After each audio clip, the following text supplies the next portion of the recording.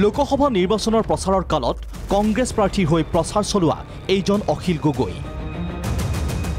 একেজন অখিল গগৈৰে আজি ভিন্ন ৰূপ। কংগ্ৰেছৰ বিৰুদ্ধে আক্ৰমণাত্মক অখিল গগৈ। বিৰোধী ঐক্যত কংগ্ৰেছৰ দাদাগিৰি। এতিয়া কংগ্ৰেছৰ যিটো দাদাগিৰি দেখা গৈছে, কংগ্ৰেছৰ যিটো উপদ্ৰৱ দেখা গৈছে, এতিয়াতো আমাৰ কৰ্মীবিলাকে একদম স্পষ্টকৈ কৈ দিছে যে নাই গোটেই আমাৰ যিমানবিলাক উপনিৰ্বাচন হ'ব, উপনিৰ্বাচনৰ প্ৰত্যেকটো সমষ্টিতে ৰাইজৰ দলৰ কেণ্ডিডেট দিব লাগে। কংগ্ৰেছৰ কাৰণে আমাৰ নিজৰ সংগঠন দুৰ্বল কৰি থাকিব নোৱাৰে। মিত্ৰ দলৰ ওপৰত সিদ্ধান্ত জাপি দিয়ে বিগ ব্ৰাদাৰে।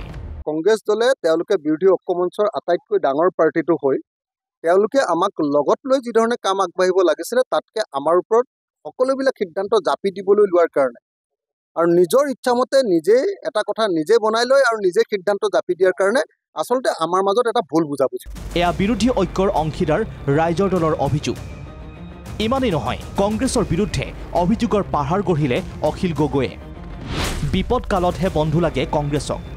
তাৰমানে আমাৰ এনেকুৱা নেকি যে লোকসভাত তোমালোকে অকলে জিকিব নোৱাৰা, গতিকে আমাৰ সহায় লাগে, বিধানসভাত তোমালোকে অকলে জিকিব নোৱাৰিব, তাৰ কাৰণে আমাক সহায় লাগে, আমাক খটুৱাবা, আৰু যি সময়ত তোমালোকৰ চৰকাৰ গঠনৰ কথা নাথাকিব সেই সময়ত আমাক লাট মাৰি দিবা। এইটোতো হ'ব নোৱাৰে। বন্ধুক ভূক্ষেপ নকৰা ভূপেন বৰা হিমন্ত বিশ্ব শৰ্মাকহে ভয় কৰে বুলি অভিযোগ কৰে অখিল গগৈয়ে। আজি আপোনাৰ ভূপেন বৰা ডাঙৰীয়াই যিটো কৈছে যে আই ডোণ্ট কেয়াৰ, তাৰমানে তেওঁ বিৰোধী পক্ষক কেয়াৰ নকৰে বোলে। তেওঁ ঐক্যমঞ্চক তেওঁ বন্ধুসকলক কেয়াৰ নকৰে। কাক কেয়াৰ কৰে? তেওঁ হিমন্ত বিশ্ব শৰ্মাক কেয়াৰ কৰে, নহয় জানো?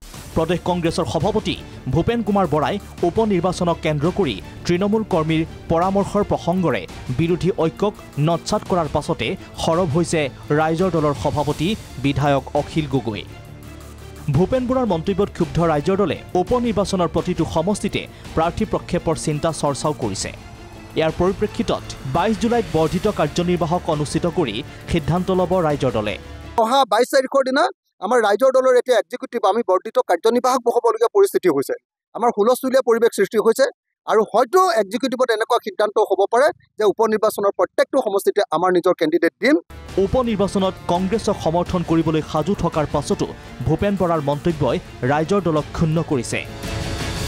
তথাপিও 2026 বিধানসভা নিৰ্বাচন পৰ্যন্ত বিৰোধী ঐক্য অটুট থকাৰ পোষকতা কৰে অখিল গগৈয়ে।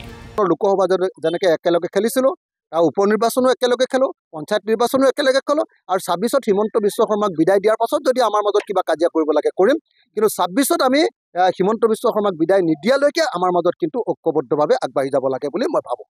বিগত নিৰ্বাচনত কংগ্ৰেছৰ প্ৰাৰ্থী হৈ দিনে নিশাই প্ৰচাৰ চলোৱা অখিল গগৈ কংগ্ৰেছৰ বিৰুদ্ধে আক্ৰমণাত্মক হৈ উঠাৰ পিছতে বিৰোধী ঐক্যত তীব্ৰ প্ৰতিক্ৰিয়াৰ সৃষ্টি হৈছে।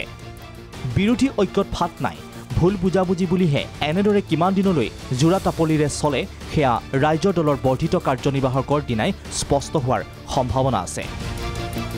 শিৱসাগৰৰ পৰা ভৈৰৱ মুণ্ডাৰ সহযোগত ব্যুৰ' ৰিপৰ্ট, প্ৰাগ নিউজ।